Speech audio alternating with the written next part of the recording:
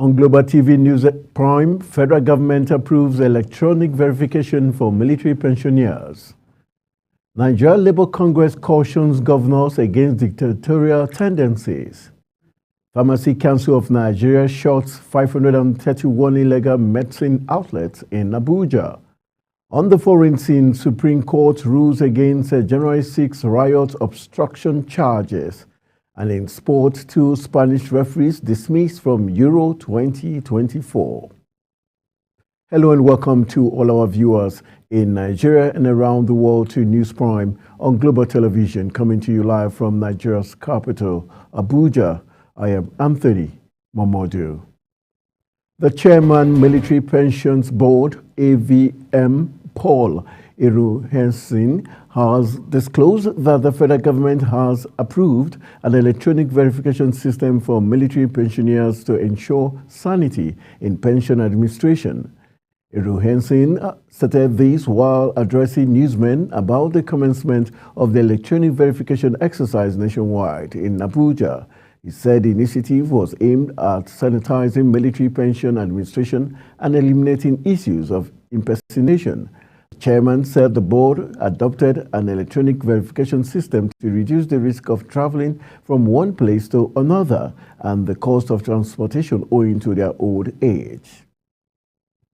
President Bola Tinubu has met with governors of the 36 states of the Federation and ministers over the new minimum wage demand by organized labor and other economic matters. The meeting, chaired by Vice President Kashim Shettima, prior to the arrival of Tinubu, comes about 48 hours after the Federal Executive Council stepped down the memo on the new national minimum wage for the president to consult with the governors and organized private sector. The governors, under the aegis of the Nigerian Governors Forum, met in Abuja on Wednesday to deliberate on the minimum wage for workers. The Independent National Electoral Commission, INEC, has asked political parties and other stakeholders to keep in mind the provisions of the Electoral Act 2022 as amended with respect to the tenure of area council chairmen in the Federal Capital Territory. He therefore reminded them that the tenure of office of all elected chairmen and councillors in the 6 area councils of the territory will come to an end in June 2026. Eddie Ken Michael was there for Global Television.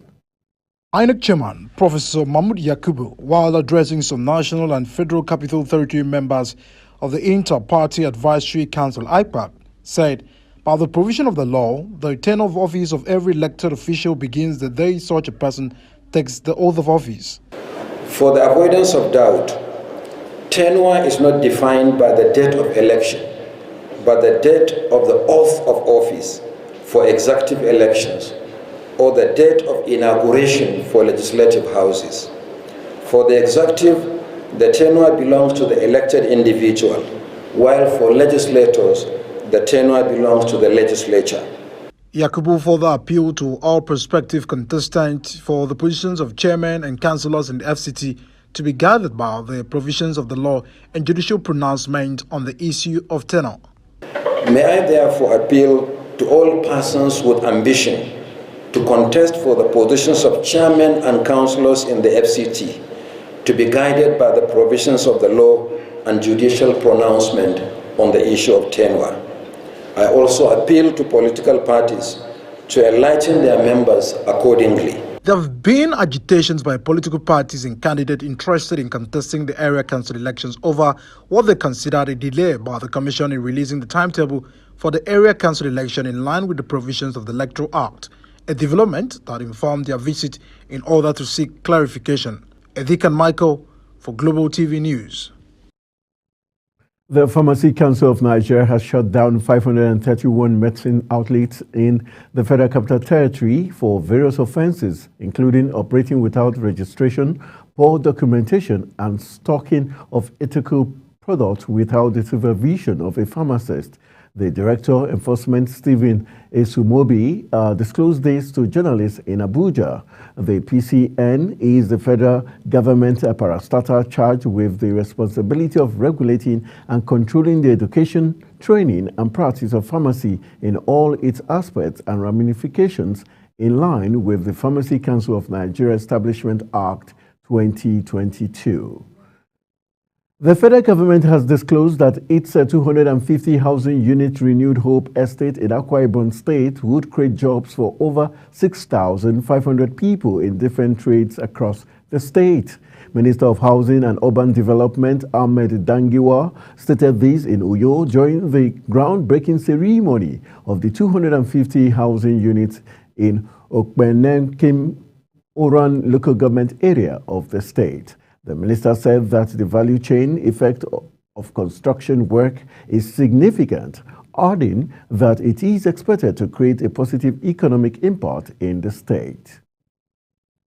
The Nigerian Labour Congress has cautioned state governors against exhibiting dictatorial tendencies amidst the recent statements made by some governors regarding their desire to pay what they deem fit to Nigerian workers as the minimum wage. NLC spokesperson Benson Ukpa told journalists in Abuja that the notion is not only dictatorial but also undermines the very essence as well as the model adopted for creating a national minimum wage in Nigeria. President of the Senate Godswill Akpabio has disclosed plans by the National Assembly to establish an ultra-modern medical center for senators and members of the House of Representatives and staffers of the Federal Parliament.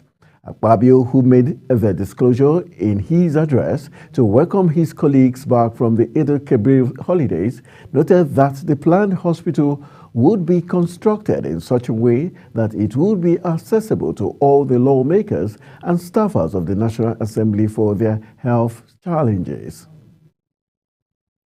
Lagos State Commissioner for Health, Akin Abayomi, says the state government will designate one of its general hospitals as a center for ophthalmic specialty to improve care for patients with eye conditions.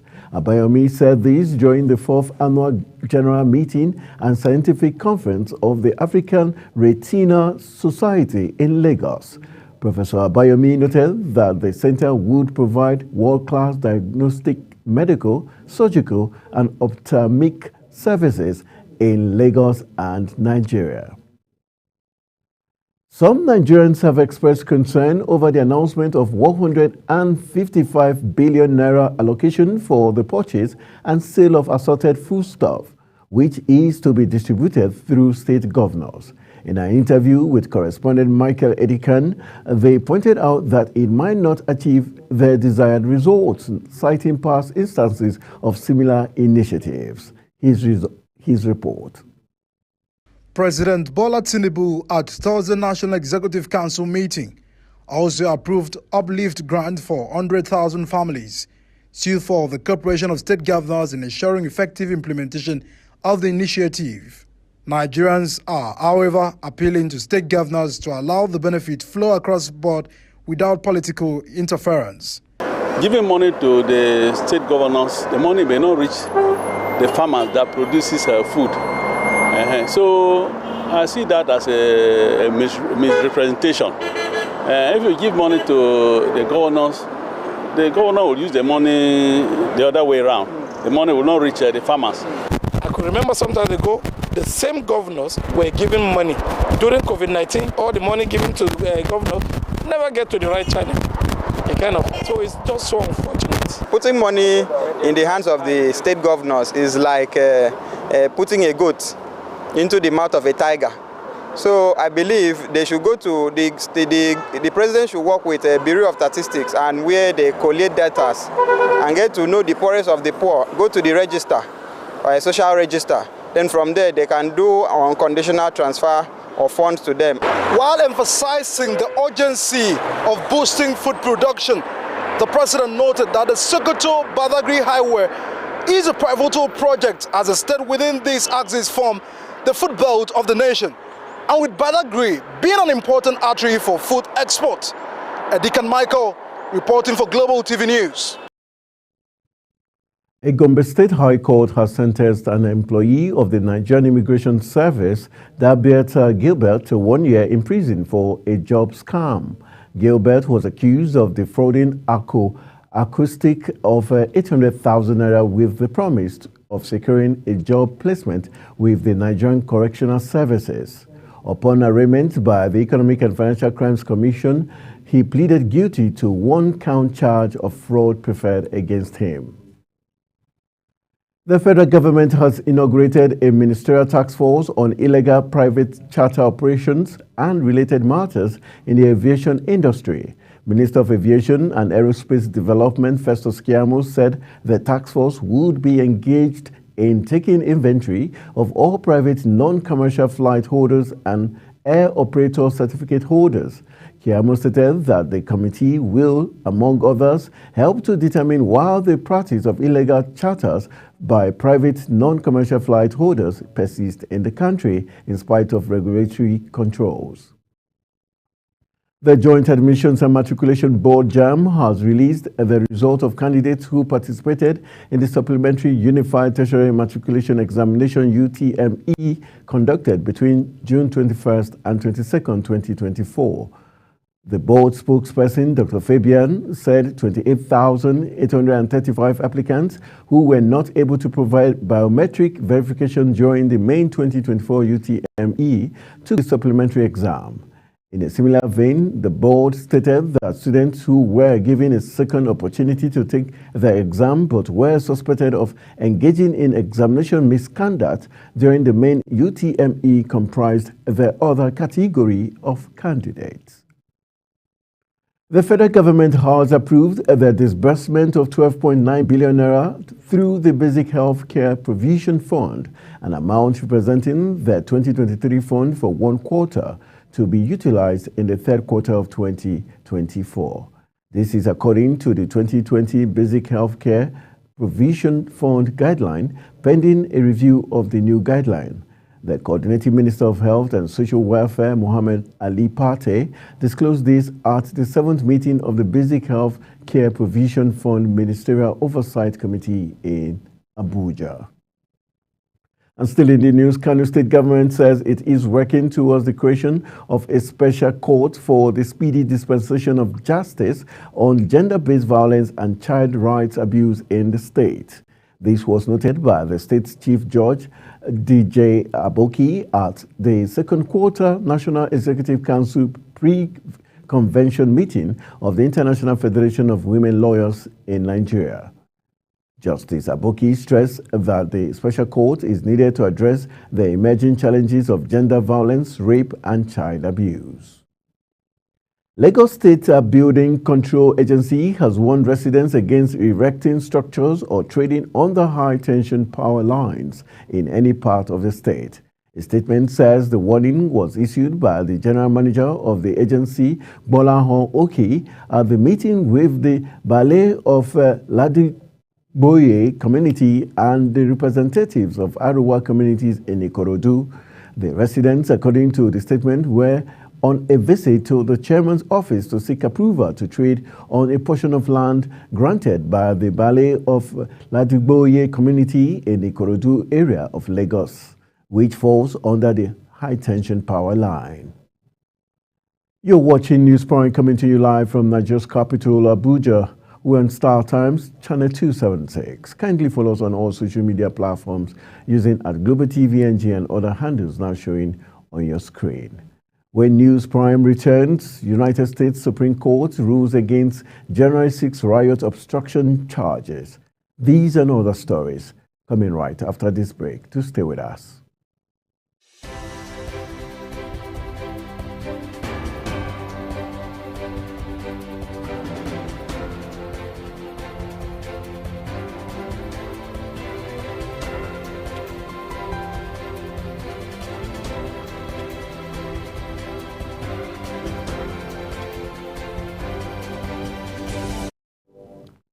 Welcome back. This is Global Television bringing you live broadcast of News Prime. Thank you for staying with us. On the foreign scene, official data has shown that the UK economy recovery from recession was stronger than previously thought in the first quarter, partly lifting embattled Prime Minister Rishi Sunak before next week's election. Office of National Statistics says gross domestic product expanded by 0.7% in the first 3 months of this year, upgrading the prior estimate of 0.6% expansion and beating market expectations for no change. The surprise news comes as Sunak said Conservatives are trailing far behind the main opposition Labour Party, led by Keir Starmer, ahead of the nationwide polls next Thursday. Federal prosecutors overreached when using an obstruction law to charge hundreds of January 6 rioters. The Supreme Court has ruled in an opinion that could affect a case against Donald Trump. The justices ruled that obstruction charges must include proof that defendants tried to tamper with or destroy documents. More than 350 people have been charged with obstructing Congress business, the certification of the 2020 presidential election. The law that prosecutors used was passed in 2002 after the Enron scandal to stop corporate misconduct. Donald Trump has accused United States President Joe Biden of doing a poor job on the U.S. economy and of presiding over a disastrous rise in inflation, which reflects how rising prices and the cost of living have become a key issues ahead of November presidential election. The roof of a terminal building at New Delhi's International Airport partially collapsed in heavy rains early today, killing one person, rescuers said, months after a refurbishment project inaugurated by Prime Minister Narendra Modi. And going into business, President Bola Tinubu has issued a 7-day ultimatum to all state governors to provide concrete feedback on their plans to get the economy on the path of productivity for food production in their respective states. Tinubu gave the directive at the 142nd National Economic Council meeting attended by state governors and some deputies, where he also announced a national construction and household support program that will see 100,000 families in each state getting 50,000 naira grant for 3 months, 155 billion naira to be disbursed for assorted foods, and 540 billion naira for household grants, as well as 36 states and the Federal Capital Territory will get 10 billion naira allocations each for compressed natural gas-powered buses. The 50,000 naira plan for 3.7 million families across the 36 states and the Federal Capital Territory, and the 10 billion naira allocation each for CNG buses in 36 states and the FCT, as well as the 155 billion naira spending on assorted food are estimated to cost over 1 trillion naira. The National Bureau of Statistics says the national average cost of healthy diet per adult a day stood at 1,041 naira in May 2024. The Bureau said the cost of healthy diet in May increased by 1% compared to the 1,035 naira recorded in April, noting that the COHD was the least expensive combination of locally available items that met globally consistent food-based dietary guidelines.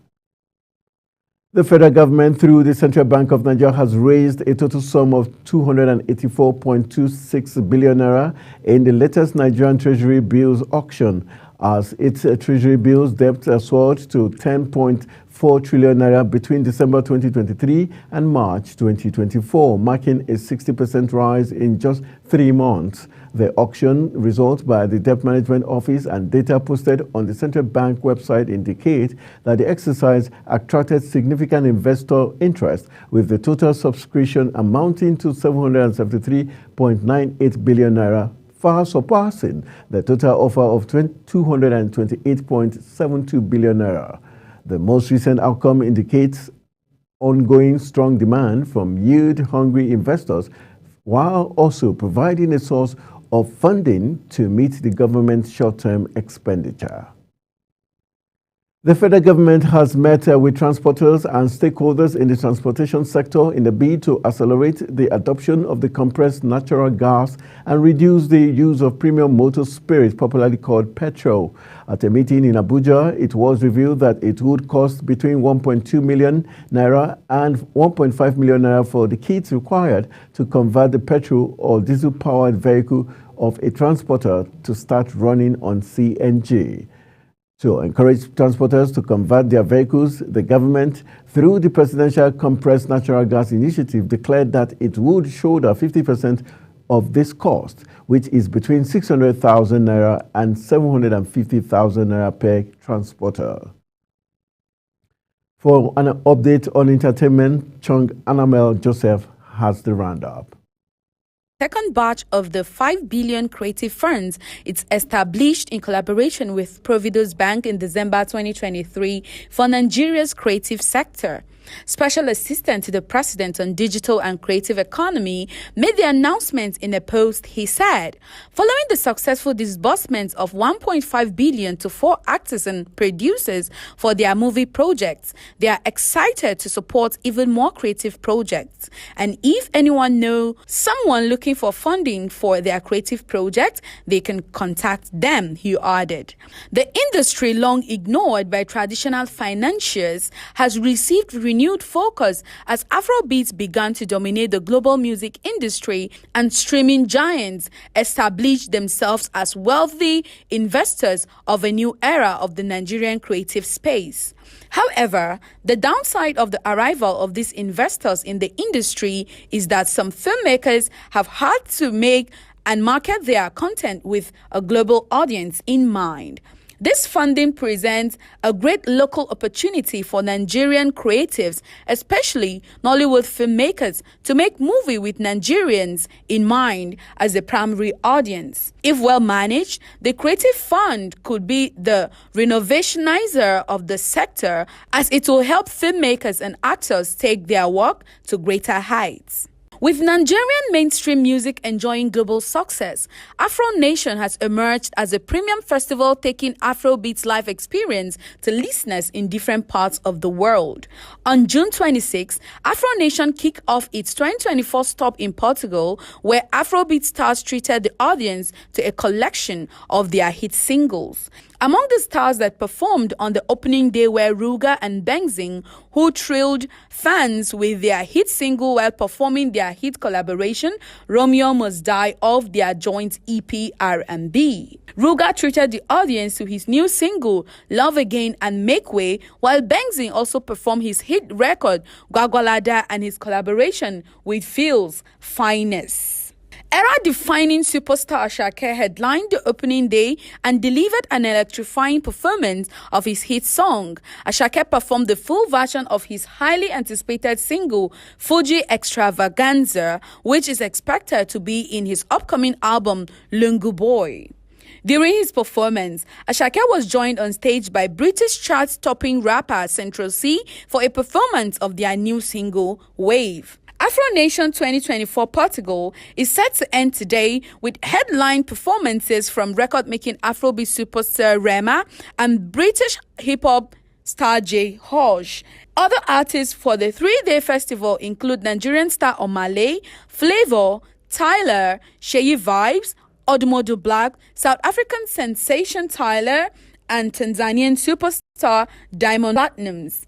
The Afro Nation's Amapiano stage will be headlined by hitmakers Focalistic, Tyler ICU, Uncle Waffles, Young Stoner, Marlo and Sleazy, and Major League DJs, among other stars, leading the global exportation of Amapiano. Chung Anamel Joseph, reporting for Global TV.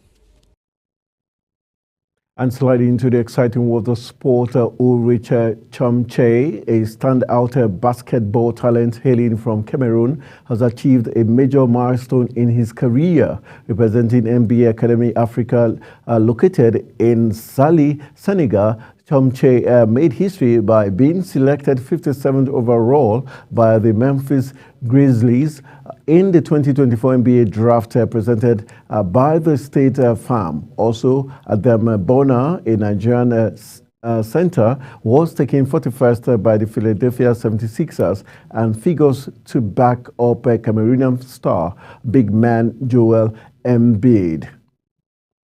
UEFA has dismissed two Spanish referees, Alejandro Hernandez and Jesus Gil Manzano, from officiating at the Euro 2024 after receiving complaints about their performance. Hernandez, who served as a VAR official, faced criticism for dismissing Scotland's penalty claim in their 1-0 loss to Hungary.